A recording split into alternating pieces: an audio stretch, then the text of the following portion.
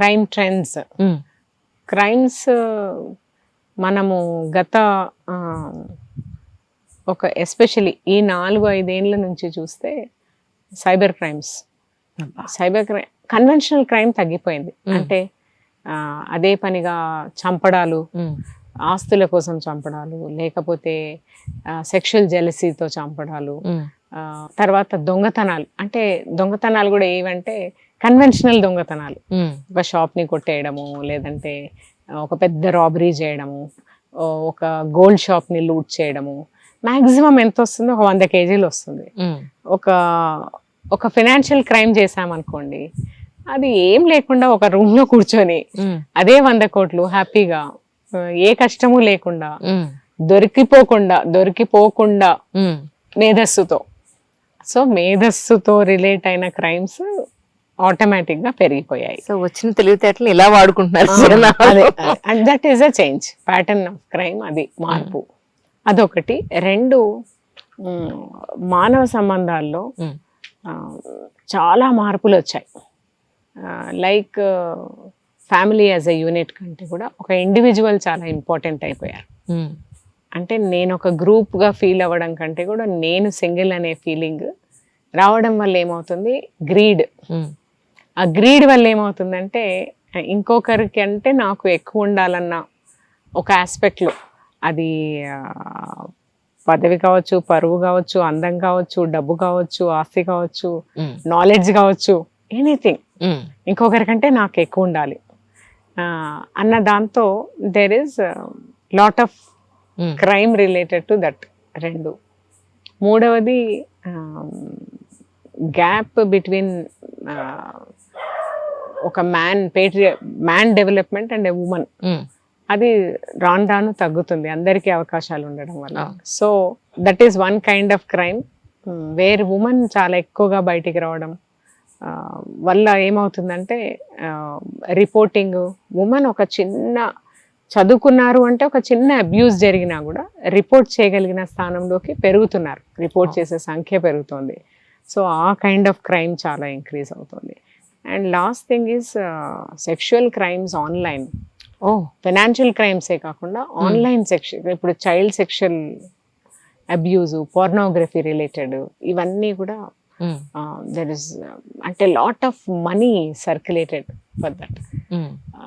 So child rights abuse, తర్వాత child sexual abuse, children related crimes, ఇవి మనకు conventional crimes స్థానంలో ఈ క్రైమ్స్ మనకు పెరగడం చూస్తున్నాం. కానీ పొద్దున్న లేస్తే మీ స్టేషన్లో ఎన్నో రకాలైన కేసులు చూసి ఇంటికి వచ్చిన తర్వాత పిల్లలకి ఈ రోజు ఇలా జరిగింది, ఇలా మీరు చేయకండి, ఇలా అలర్ట్ గా ఉండండి అని చెప్పిన సందర్భం ఏమైనా ఉందా మ్యామ్? ఎప్పుడన్నా? రోజు చెప్తాను. అవునా?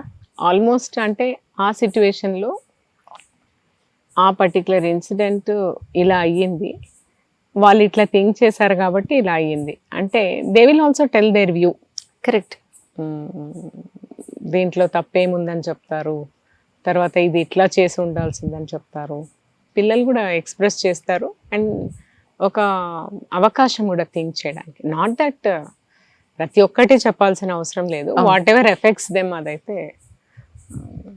ఇప్పుడు నేను నా రెండో డాటర్ రీసెంట్గా ఒక పర్టికులర్ ఇన్స్టిట్యూట్లో ఒక 2 వీక్స్ అందరూ స్టేట్స్ నుంచి వచ్చిన పిల్లలతో కలిసి ఉండింది ఫస్ట్ టైం. అయితే ఈ అమ్మాయి రూమ్మేట్ ఒక పర్టికులర్ రిలీజన్కి జరిగిన అదే కాంట్రవర్షియల్ ఇష్యూ ఒకటి జరిగింది ఆ పర్టికులర్ రిలీజన్లో. అది నువ్వు అడిగావా ఆమె ఒపీనియన్ ఏంటో అని అన్నా నేను. అంటే అడిగాను నేను, she belongs to some other state. అడిగాను ఆ పర్టికులర్ స్టేట్ ఎక్కడైతే ఆ ఇష్యూ అయిందో, వీల్ ఇష్యూ అడిగాను. ఆ అమ్మాయి ఏం చెప్పిందంటే, నేను చాలా కన్వెన్షనల్ ఫ్యామిలీ నుంచి వస్తాను, మాకు అలా వీల్ వేసుకోవడం అనేది మాకు రిలీజియస్ ప్రాక్టీస్. సో మేము పలానా ఎడ్యుకేషన్ ఇన్స్టిట్యూట్కి వెళ్తే అది నా రిలీజన్ కాబట్టి నేను వేసుకొని వెళ్తున్నాను, అది వేరే వాళ్ళకి ఇబ్బంది కలిగించినంత నేను అది పాటిస్తాను, ఎవరు దాన్ని తప్పు పట్టడానికి లేదని చెప్పింది. అంటే నేనేమన్నాను, చూడు నాన్న, ఇప్పుడు నేను తాయెత్తులు కట్టుకొని వెళ్తాను, బొట్లు పెట్టుకొని వెళ్తాను, లేదంటే నేను కాషాయం వస్త్రాలు వేసుకొని వెళ్తాను, లేదంటే వైట్ రోబ్స్ వేసుకొని వెళ్తాను అంటే ఇన్స్టిట్యూట్లో కుదరదు కదా. ఇన్స్టిట్యూట్కి కొన్ని రూల్స్ ఉంటాయి కదా, మరి రూల్స్ ఎలా ఉంటే అందరూ అవి పాటించాలి కదా అని నేను I wanted to test her అని అడిగాను. అమ్మ, your opinion is wrong. Immediately she said, ఎందుకు నాన్న అంటే, your view is different, but నేనేమనుకుంటున్నానంటే అది ఏ రకంగా కూడా వేరే వాళ్ళకి హామ్ చేయనప్పుడు ఎందుకు వేసుకెళ్ళకూడదు. సో నేను ఆ అమ్మాయి సైడే ఉన్నానని. అంత చిన్న పిల్ల అంటే the kind of confidence they have, clarity they have, అంటే దే ఆర్ వెరీ ట్రాన్స్పరెంట్. మనం అది రెస్పెక్ట్ చేయగలిగి ఉండాలి. Correct correct. వర్షం వస్తుంది మ్యామ్, లోపలికి వెళ్దాం మనం. ఇంకా శుభ్రంగా రాత్రి ఆల్మోస్ట్ 9 అయింది, వర్షం వస్తుంది, ప్రశాంతంగా ఇక్కడ కూర్చున్నాం మ్యామ్. తర్వాత ఇప్పుడు ప్రస్తుతానికి ఈవెన్ పోలీసింగ్ లో కూడా ప్రస్తుతం ఉన్న క్రైమ్ లేదంటే ప్రస్తుతం ఉన్న ఎమోషనల్ పాయింట్ ఆఫ్ వ్యూలో కేసెస్ లో మీరు ఎలా డీల్ చేయాల్సి వస్తుంది కేసెస్ ని? అంటే నేను ఇందాక ఎలాంటి క్రైమ్స్ రిపోర్ట్ అవుతున్నాయి, ఆ క్రైమ్స్ కి అనుగుణంగా, ఆ క్రైమ్ ట్రెండ్స్ కి అనుగుణంగా మేము మా ద వే వి డీల్ మారాల్సిన అవసరం ఉంది. ఆ క్రైమ్స్ ఎలా మారుతున్నాయన్నది చెప్పాను ఆల్రెడీ. అంటే 4-5 రీజన్స్ వల్ల, అంటే రిలేషన్షిప్స్, ఫర్ ఎగ్జాంపుల్ రిలేషన్షిప్స్ లోని గ్రూప్ ఫీలింగ్ కంటే ఇండివిజువల్ ఫీలింగ్ ఎక్కువైపోయినప్పుడు, మెటీరియలిజం ఎక్కువైపోయినప్పుడు, ఆటోమేటికలీ ఫైనాన్షియల్ క్రైమ్స్, తర్వాత పరువు హత్యలు, పరువుకు సంబంధించినవి, లేదంటే ఒకరికంటే ఇంకొకరు బాగుండాలనే ఒక జెలసీ, ఈగో, అండ్ దానికి తోడు technology help. Younger generation of police కూడా it is product of society. అవును, వాళ్ళలో కూడా క్రియేటివిటీ చాలా ఉంది. They are all young generation of police officers are very intelligent, smart officers. Only thing is emotional stability, emotional strength సొసైటీలో ఎలా తగ్గిందో because of change in relationships strategy and all that. మానవ సంబంధాల్లో మార్పు రావడం వల్ల ఎలా అయితే రిలేషన్స్ లోని ఎమోషనల్ స్ట్రెంగ్త్ తగ్గిందో, ఇక్కడ కూడా same thing. They can do job well, smart గా చేయగలరు, కానీ strength in police. So first technology నేర్పించాలి. అంటే వాళ్ళు బయట మంచి టెక్కీస్ పోలీస్లోకి వస్తున్నారు, కానీ పోలీసింగ్ కి కావాల్సిన టెక్నాలజీ ఏదైతే ఉందో అది నేర్పించాల్సిన అవసరము. మోర్ దెన్ దట్, ఇప్పుడు నేను ఈ పలానా సిచ్యువేషన్లో ఎక్కడ ఈ చిన్న ఇన్సిడెంట్ ఖచ్చితంగా రేపు సెన్సేషనల్ కావచ్చు అన్నది నాకు తెలియాలి కదా. అంటే not just through artificial intelligence లేకపోతే సెంటిమెంట్ అనాలిసిస్ నేను చేయడమే కాదు, నాకు ఫీల్డ్ లో ఉన్న ఒక ఆఫీసర్ కి కూడా అది అర్థం కావాలి. కరెక్ట్. అవి ఛాలెంజెస్. రెగ్యులర్ గా చేసే జాబ్ ని పర్ఫెక్ట్ గా చేయగలరు, because they are very smart, they are very and I mean intelligent. 5 మంది చేసే జాబ్ ఒక్కరు కూర్చొని చేయగలిగిన కెపాసిటీ ఉన్న youngsters. But public assessment, situational assessment, ఆ సిచ్యువేషన్ లో ధైర్యంగా తీసుకోవాల్సిన డెసిషన్స్, ఈ క్వాలిటీస్ ని పెంచుకోవాల్సిన, తర్వాత మెరుగుపరచుకోవాల్సిన అవసరం మాకు ఇప్పుడున్న క్రైమ్స్ లో చాలా అవసరం అవుతుంది. సో మనం ఇప్పుడు పోలీస్ డిపార్ట్మెంట్ లోకి ఎలాంటి యంగ్స్టర్స్ ని మేము కోరుకుంటున్నామంటే, ఎనీవే సమాజంలో చదువు బాగా ఉంది కాబట్టి చదువుకున్న వాళ్ళే వస్తారు. టెక్నాలజీ తెలుగు రాష్ట్రాల్లో everybody is a techie, almost every 3rd person is an engineer. So చాలా వరకు ఇంజనీర్సో, ఎంబీఏసో, ఎంసీఏసో, బీబీఏసో ఇలాగే వస్తారు, బీకామ్స్. సో పని అర్థం చేసుకోవడానికి పెద్ద ప్రాబ్లం ఏమి ఉండదు, కానీ పోలీస్ అంటేనే పనిని ధైర్యంగా చేయాల్సిన అవసరం. తర్వాత ఆ టైంలో డెసిషన్ మేకింగ్ చాలా ధైర్యంగా తీసుకోవాల్సిన అవసరము, 10 మంది కోసం నిలబడాల్సిన అవసరము, లీడర్షిప్. ఇవి ఎక్కువగా ట్రైనింగ్లో అలాంగ్ విత్ టెక్నాలజీ ఈ స్ట్రెంగ్త్ ట్రైనింగ్ మాకు రిక్వైర్మెంట్ అవుతుంది. దీంతో పాటు ఆ, చూడండి, స్త్రీలు చాలా మంది ఈక్వల్గా మెన్తో ఈక్వల్గా ముందుకొచ్చి సమాజంలో తిరుగుతున్నారు, చేస్తున్నారు. ప్రతి చోట వాళ్ళ ప్రెజెన్స్ మనం ఫీల్ అవుతున్నాం. అలాంటప్పుడు నువ్వు ఎలా ట్రీట్ చేయాలి, బేసిక్గా how you have to be sensitive towards gender. ఆ జెండర్ సెన్సిటివిటీ కూడా పోలీస్ డిపార్ట్మెంట్ లో చాలా అవసరం అవుతుంది to deal with crimes well. అంటే ఒక స్త్రీ చాలా చిన్న సమస్య, ఫర్ ఎగ్జాంపుల్ గృహహింసకు గురి అవుతారు, పోలీస్ స్టేషన్ కి వాకిన్ అవుతారు, లేదంటే ఈ కౌన్సిలింగ్ సెంటర్ కు వాకిన్ అవుతారు, పిల్లల్ని కూడా తీసుకొస్తారు. అప్పుడు నేను తనతో ప్రాపర్ గా బిహేవ్ చేయకపోతే ఆ పిల్లల మీద కూడా ప్రభావం పడుతుంది కదా. సో నేను చాలా ప్రాపర్ గా డీల్ చేయాల్సిన అవసరము, చాలా చక్కగా మాట్లాడాల్సిన అవసరము అబ్సల్యూట్లీ ఉంది. How I deal, I cannot deal from a power centre. I have to deal as if నేను ఒక సర్వీస్ ని ఆఫర్ చేస్తున్నట్టుగా నేను బిహేవ్ చేయాల్సిందే. ఒక మార్కెటింగ్ వచ్చిన వాళ్ళు ఒక ప్రోడక్ట్ అమ్ముడుపోవాలంటే ఎంత చక్కగా అయినా మాట్లాడతారు. నేను కూడా అంత చక్కగా మాట్లాడితేనే సొసైటీలో బ్యాలెన్స్ పెట్టగలుగుతాను. This is one important requirement. ఆ జెండర్ సెన్సిటివిటీ పోలీస్ డిపార్ట్మెంట్ లో కూడా చాలా రావాలి. అంటే not only for the sake of వచ్చే పిటిషనర్స్ కోసమే కాకుండా ఈవెన్ డిపార్ట్మెంట్ లో కూడా చాలా మంది విమెన్ పెరుగుతున్నారు. కరెక్ట్. సో నువ్వు mutual respect towards profession, towards gender, this is third thing which is important. One is technology, రెండు soft skills, third is gender sensitivity. అంటే మీరు విమెన్స్ వింగ్ లో ఇన్నాళ్ళుగా వర్క్ చేస్తున్నారు.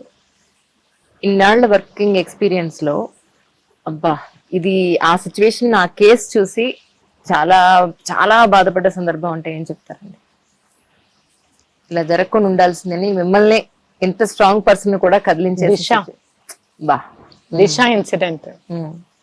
అంటే మోర్ దాన్ ఏ పోలీస్ ఆఫీసర్, ఆ అమ్మాయి చాలా డాక్టర్, అదే కదా, చక్కగా చదువుకుంది, చక్కగా ఉంది, అన్నీ తెలుసు. బట్ స్టిల్ ధైర్యం అనే ఒక ఆస్పెక్ట్. అండ్ ఆ నిమిషంలో ఎలా యాక్ట్ చేస్తే మనము ఆ సిచ్యువేషన్ నుంచి బయటపడతాము అన్నది తెలియడం ఒకటే ఇప్పుడున్న పరిస్థితుల్లో అత్యంత ఇంపార్టెంట్. అరే మేమేం చేయలేకపోయామన్నది మా బాధ. తను కూడా హెల్ప్ చేసుకోలేకపోయింది. సో అందరినీ, సమాజాన్ని అంతా ఒక దిగ్భ్రాంతికి గురి చేసింది. అరే అంటే మేము ఎంత ఎఫర్ట్ చేసినా అదొక్క దాని వల్ల అరే సేఫ్టీ అంతా లేదు అన్న ఒక సేఫ్టీ అనేది ఒక పెద్ద అన్సేఫ్ అన్న ఒక భూతాన్ని చూపించినట్టు అయిపోయింది. ప్లస్ తనని సమాజం కాపాడుకోలేకపోయింది, తనని తను కాపాడుకోలేకపోయింది, మేము కాపాడలేకపోయాం. ఈ సంథింగ్ చాలా అంటే చాలా హర్ట్ కి గురి అయినది. అలాంటివి చాలా ఇన్సిడెంట్స్ ఉన్నాయండి. మరి 5 years బేబీస్ ని ఓన్ ఫాదర్స్ చేసినవి మన భరోసా సెంటర్స్కి వచ్చేవి. ఇంకొక ఇన్సిడెంట్ పటాన్ చెరువులో ఒక హోమ్లో అమ్మాయి ఆర్ఫన్, ఆ అమ్మాయిని ఆ హోమ్కి నేను హెల్ప్ చేస్తాను, సిఎస్ఆర్ ఇస్తానని చెప్తూ వచ్చి ఆ హోమ్ని చూసుకునే ఆవిడ బ్రదర్ ఈ అమ్మాయిలని ఎరగా చూయించి ఆ అమ్మాయిలకు ఏదో కూల్ డ్రింక్ లో ఏదో ఇచ్చి ఆ అమ్మాయిని చేయడము. ఆ అమ్మాయి రిపీటెడ్ గా అలా గురి కావడం వల్ల ఎవరికి చెప్పుకోలేదు, ఆర్ఫన్. అయితే కోవిడ్ రావడం వల్ల ఏమైంది, ఆ అమ్మాయిని ఎవరో ఒకరు తెలిసిన వాళ్ళ ఇంటికి పంపించాల్సి వస్తే వాళ్ళ దూర బంధువుల ఇంటికి పంపారు. ఆ వెళ్ళిన అమ్మాయి అక్కడ అన్ఎబేటెడ్ గా యూరిన్ పాస్ చేయడం, అంటే ఆ అమ్మాయికి ఇంకా కంట్రోల్ లేకుండా పోయి వాళ్ళు ఇంత మాత్రం మేనర్స్ లేవని ఉల్టా కొట్టడం ఆ అమ్మాయిని. అది మెడికల్ కండిషన్ అని గుర్తుపట్టలేదు. ఇంకొక అమ్మాయి, ఇంకో చిన్నమ్మ తీసుకెళ్ళింది. తీసుకెళ్ళాక ఏదో సంథింగ్ ఈజ్ రాంగ్ అని చెప్పి డాక్టర్ దగ్గరికి తీసుకెళ్తే ఈ అమ్మాయి సెక్షువల్ అబ్యూస్ కి గురి అయింది, మీరు అర్జెంట్ గా పోలీస్ దగ్గరికి తీసుకెళ్ళండి అన్నారు. అయ్యో. తీసుకెళ్తే ఆ అమ్మాయిని మనం భరోసాకు తీసుకొని వచ్చారు, ఎగ్జామిన్ చేశారు, రికార్డ్ అయ్యింది. ఆ అమ్మాయి చెప్పింది, ఫలానా వాళ్ళు అంకుల్ ఇలా కలిపి చేశారని చెప్పింది. ఆ అమ్మాయికి అప్పటికే విపరీతమైన యూరిన్ ఇన్ఫెక్షన్. హాస్పిటల్లో జాయిన్ చేశాక 3-4 రోజులకు ఆ అమ్మాయి చనిపోయింది. చనిపోయిందా? చనిపోయింది. అయ్యో. But we took it so seriously that మనము ఉమెన్ చైల్డ్ వెల్ఫేర్ డిపార్ట్మెంట్, తర్వాత ప్రాసిక్యూషన్ డిపార్ట్మెంట్ చాలా క్లోజ్గా మానిటర్ చేయడం, కోఆర్డినేట్ చేయడం జరిగింది. ఫైనల్గా లైఫ్ పడింది. 1 year 3 monthsకి ఆ అమ్మాయి లేకపోయినా కూడా కేసుని అంటే ఒక ఆర్ఫన్ ఒకటి ఎవరికి చెప్పుకోలేకపోయింది. ఉన్న దూర బంధువులు కూడా అర్థం చేసుకోలేకపోయారు. ఆ ఇన్ఫెక్షన్ ఎక్కువైపోయింది, అమ్మాయి ప్రాణమే లేకుండా పోయింది. అలాంటప్పుడు అతనికి శిక్ష పడకపోతే మనం ఈ మానవ సమాజంలో ఉండి కూడా అంటే అలాంటివి ఎన్నో కాబట్టి this is a very sensitive job where you directly give justice. Impact అన్నాను కదండి, impact profession. You can create very good impact. నిజం. కానీ మనం కూడా పాజిటివ్ గా పెట్టుకోవడం చాలా అవసరం. నిజం. ఎస్పెషల్లీ పిల్లలు చిన్న వయసు నుంచి పెద్దవాళ్ళ వరకు కూడా women girl safety point of వ్యూలో కొన్ని పాయింట్స్, ఇంపార్టెంట్ పాయింట్స్ మీరు వాళ్ళకైనా చెప్పదలుచుకున్నారా ఈ కార్యక్రమం ద్వారా? Personal safety first thing is, ఎవరో నా గురించి నన్ను సేఫ్ గా చూడాలి అన్న ఒక కాన్సెప్ట్ నుంచి ఉమెన్ బయటికి రావాలి. నన్ను నేను సేఫ్ గా పెట్టుకోవాలంటే first I should know to speak out. Correct. నాకు ఏదైనా ఇది నచ్చలేదు, నాకు ఇది అప్రాప్రియేట్ గా అనిపించట్లేదు అన్నప్పుడు ఖచ్చితంగా మాట్లాడేంత ఫ్రీడమ్ ఒక అమ్మాయికి మనం చాలా చిన్న వయసు నుండి సమాజంగా, అదొక ఫ్యామిలీ కావచ్చు, ఒక ఎడ్యుకేషనల్ ఇన్స్టిట్యూషన్ కావచ్చు, లేదంటే society as a whole, we have to first అది ఒకటి అమ్మాయికి రావాలి ఆ ఫ్రీడమ్. 2 ఆ స్పీకింగ్ అవుట్ అన్న ఒక ధైర్యాన్ని మనము అమ్మాయికి ఇవ్వగలగాలి. చదువుకున్న అమ్మాయిలు కూడా చెప్పలేరండి. అవును. ఎందుకంటే ఇప్పుడు మీరు ఇందాక ఎన్నో ప్రశ్నలు వేసినారు, సొసైటీ ఏమనుకుంటుందో, నా ఫ్యామిలీ, నా భర్త ఏమనుకుంటాడో, నా పిల్లలు ఏమనుకుంటారో, మా అత్తగారు ఏమనుకుంటారో, నా బంధువులు ఏమనుకుంటారో. ఈ ఫీలింగ్స్ లోంచి ఎప్పుడైతే మనము బయటకు ఎప్పుడు వస్తామంటే ఎంకరేజ్ చేస్తే. కరెక్ట్. ఆ ఎంకరేజ్మెంట్ అమ్మాయికి కావాలి. అప్పుడు ఆటోమేటిక్గా తను ధైర్యంగా మాట్లాడగలుగుతుంది. 3వది, తనకేం కావాలనుకుంటుంది అనేది ఒక అమ్మాయి, చదువుకున్న అమ్మాయిలైనా కానీ చాలా క్లారిటీ తెచ్చుకోవాల్సిన అవసరం ఉంది. కరెక్ట్. అంటే అందరూ చేసినవి చేస్తేనే కరెక్ట్ అని ఏం లేదండి. అంటే నేను ఇలా ఉండాలి, ఇలాంటి బట్టలు వేసుకోవాలి, ఈ వయసులో పెళ్లి చేసుకోవాలి, ఈ వయసులో పిల్లలు కనాలి, ఈ వయసులో ఇల్లు ఉండాలి, నేను పొందిగ్గా ఉండాలి, అందరు నన్ను చూసి అరే ఎంత పొందిగ్గా ఉంది అని అనుకోవాలి. అంటే ఈ సొసైటల్ స్టాండర్డ్స్, మన స్టాండర్డ్స్ మనం సెట్ చేసుకోవాల్సిన అవసరం అట్లీస్ట్ చదువుకున్న అమ్మాయిలకు ఉందని అంటాను.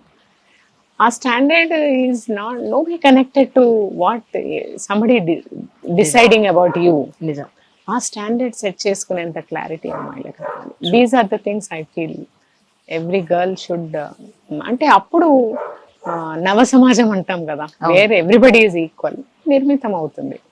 లేదంటే ఇలాగే మనము 24 గంటలు క్రైమ్ ఎందుకు అవుతుంది, మనని ఎందుకు అనుకుంటున్నారు, మనం అలా ఎందుకు ఉండాల్సి వస్తుంది, మనం ఇలా ఎందుకు బట్టలు వేసుకోకూడదు, మనం ఇలా ఎందుకు మాట్లాడకూడదు, మనకి ఎప్పటికీ ఈక్వాలిటీ రాదా అని ఊరికే స్టేజీల మీద మాట్లాడాల్సిందే, వీడియోల ముందు మాట్లాడాల్సిందే.